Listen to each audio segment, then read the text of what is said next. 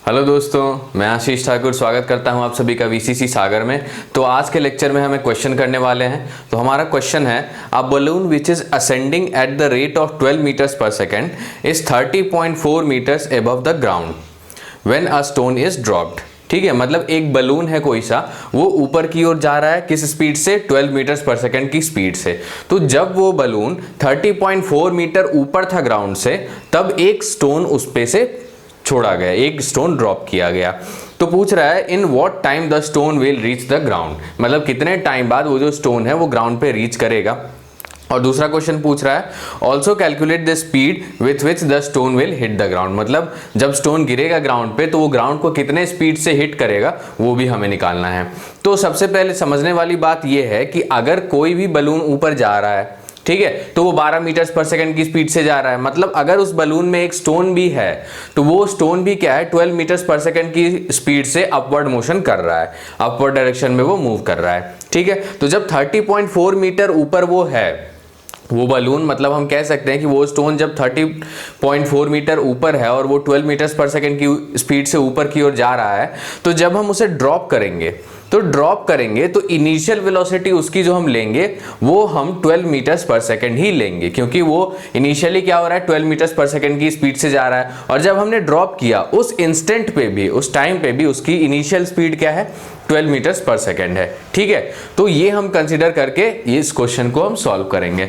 तो कहने का मतलब, अगर हम डायग्राम बनाएं, ठीक है, तो एक स्टोन क्या है, ये यहां पर ग्राउंड है, ठीक है, ये ग्राउंड है। एक ये जो बलून है ये ऊपर की ओर जा रहा है, तो जब स्टोन यहाँ पे थ्रो किया गया, ठीक है, तो इसकी इनिशियल वेलोसिटी क्या थी, इसकी इनिशियल वेलोसिटी थी u is equal to 12 metres पर सेकेंड। ठीक है, ये इसकी इनिशियल वेलोसिटी थी, क्योंकि बलून ऊपर जा रहा था इनिशियल वेलोसिटी 12 मीटर्स पर सेकेंड की स्पीड से।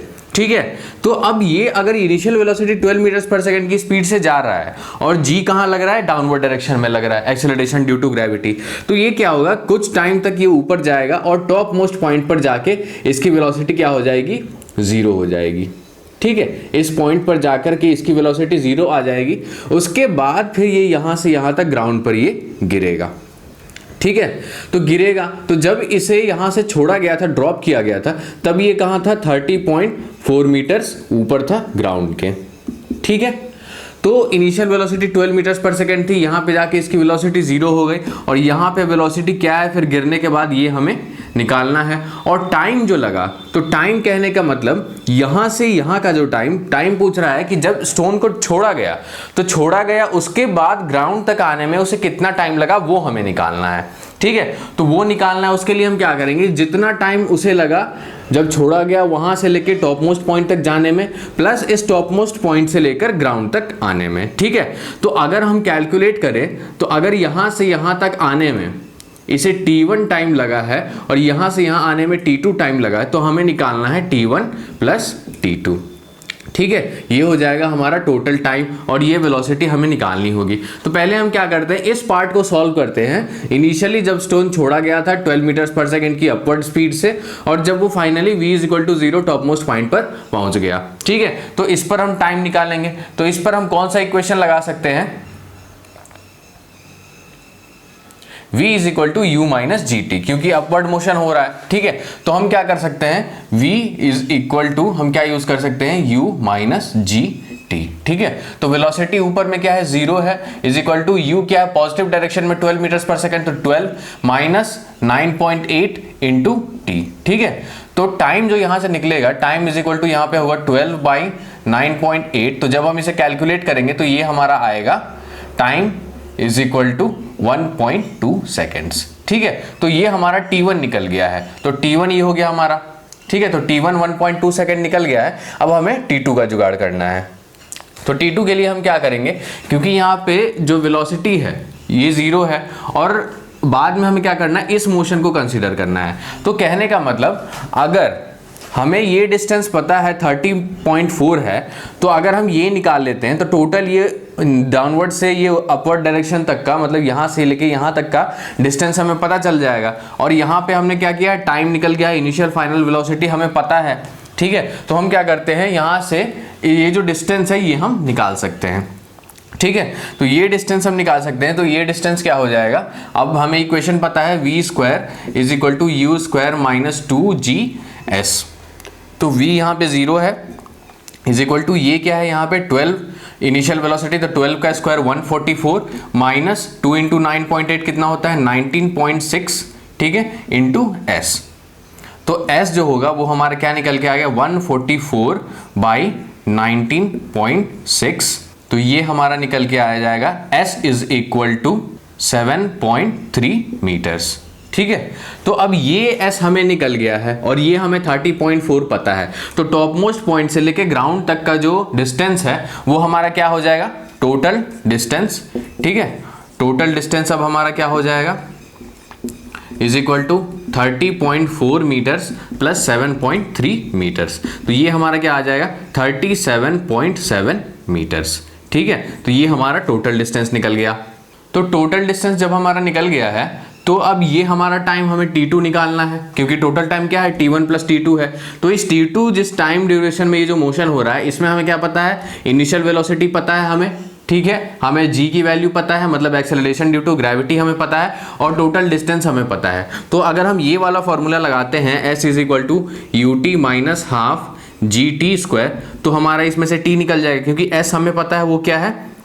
अब यहाँ पे देखने वाली बात ये है कि जो मोशन है ये डाउनवर्ड डायरेक्शन में होगा, तो डिस्प्लेसमेंट भी जो है वो डाउनवर्ड होगा, मतलब नेगेटिव डिस्प्लेसमेंट होगा। तो ये जो डिस्प्लेसमेंट है इसे हम माइनस 37.7 लेकर के चलेंगे। Is equal to initial velocity 0 है तो ये टर्म 0 हो जाएगा, ये बचेगा माइनस 1/2 इंटू 9.8 इंटू टी का स्क्वायर। ठीक है, तो ये नेगेटिव से नेगेटिव कैंसिल हो जाएगा, ये हो गया 4.9।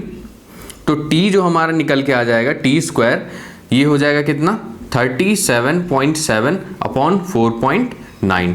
तो हमारा जो t निकल के आएगा जब हम इसे कैलकुलेट करेंगे तो वो निकल के आएगा 2.7 सेकेंड्स। तो ये हमारा क्या निकल गया, ये हमारा निकल गया t2। ठीक है, तो ये t2 हमने निकाल लिया है 2.7 सेकेंड्स। तो टोटल जो टाइम है हमारा वो अब क्या हो जाएगा t1 प्लस t2।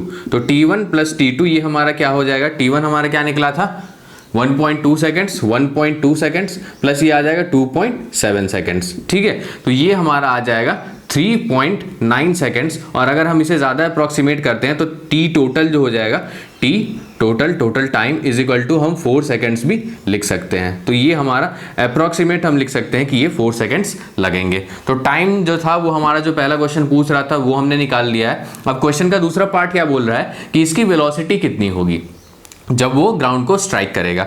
ठीक है, तो वेलोसिटी कितनी होगी, अब हमें एक इक्वेशन और पता है, वो क्या है v is equal to u minus g t. ठीक है, जिसमें क्या है वेलोसिटी हमें निकालना है, इनिशियल वेलोसिटी 0 है, माइनस 9.8 इंटू अब ये हमारा टाइम कितना निकला है, टोटल टाइम, ये तो टोटल टाइम निकला है ना 4 सेकंड, मतलब t1 प्लस t2। लेकिन यहाँ पे हमें कौन सा टाइम कंसीडर करना है, सिर्फ t2 टाइम कंसीडर करना है, क्योंकि हम इस वाले मोशन का इक्वेशन लिख रहे हैं। ठीक है, मतलब टॉप मोस्ट पॉइंट से ग्राउंड तक का। तो ये क्या हो जाएगा माइनस 9.8 इंटू ये जो हमारा टाइम निकला था 2.7 सेकेंड्स। ठीक है, तो ये जब हम निकालेंगे तो ये हमारी वेलोसिटी निकल के आ जाएगी v is equal to 27.2 seconds. ठीक है, तो ये हमारी वेलोसिटी निकल गई और ये हमारा टोटल टाइम आ गया। ठीक है, तो इस तरह से हमने इस क्वेश्चन को सॉल्व कर दिया है। तो इस क्वेश्चन में सबसे इंपॉर्टेंट बात देखने वाली क्या थी कि जब जो बलून है जब वो ऊपर जा रहा था और तब जो स्टोन उस पे से छोड़ा गया, ठीक है, तो उसकी इनिशियल वेलोसिटी वही होगी जो वेलोसिटी से बलून ऊपर जा रहा था। ठीक है, तो ऐसे ही हमारा क्वेश्चन सॉल्व हो गया है। तो आज के लेक्चर में इतना ही, आगे के लेक्चर्स में हम और भी कुछ क्वेश्चंस करने वाले हैं। तो अगर आपको ये क्वेश्चन समझ में आया है, ये वीडियो पसंद आया तो इस वीडियो को लाइक करें, हमारे चैनल को सब्सक्राइब करें and thanks for watching the video.